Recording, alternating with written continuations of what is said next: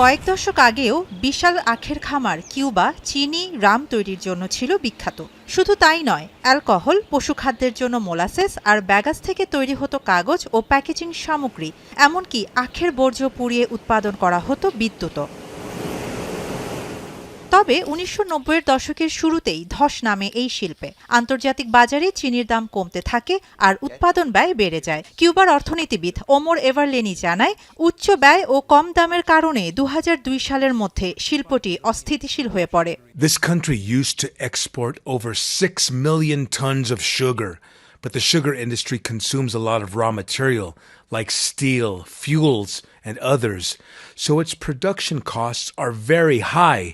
And by the 1990s, sugar prices at the world market began to fall, and the industry became unsustainable by 2002.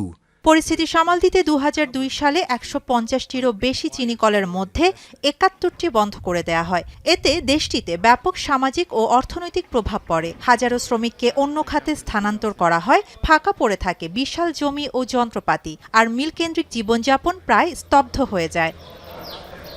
বর্তমানে কিউবার বার্ষিক চিনির চাহিদা প্রায় ৭ lakh metric ton, কিন্তু ২০২৫ সালে উৎপাদন নেমে এসেছে ২ লাখ টনেরও নিচে। ফলে দেশটিকে ব্রাজিল, কলম্বিয়া, স্পেন, যুক্তরাষ্ট্র ও চিলি থেকে চিনি আমদানি করতে হচ্ছে। তবে আশার আলোও দেখছেন বিশেষজ্ঞরা।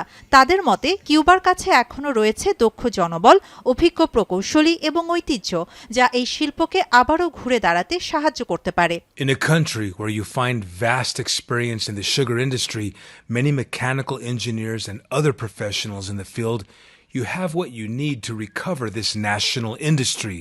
এই লক্ষ্যে সম্প্রতি কিউবার ন্যাশনাল ইনোভেশন কাউন্সিল একটি সমন্বিত পরিকল্পনা প্রস্তাব করেছে, যার লক্ষ্য শুধু চিনি উৎপাদন বাড়ানো নয়, বরং আখ থেকে উৎপাদিত বিভিন্ন পণ্যের মাধ্যমে রপ্তানি আয় বাড়ানো এবং দেশের অর্থনীতিকে চাঙ্গা করা।